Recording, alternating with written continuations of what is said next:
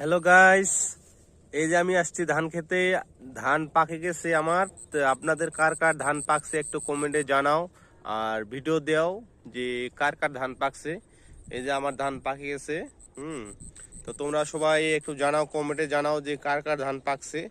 এই যে দেখো, আমার ধান পাকে গেছে অলরেডি, ধান কাটতে হবে। হুম তো কার কার ধান পাকছে একটু কমেন্টে জানাও।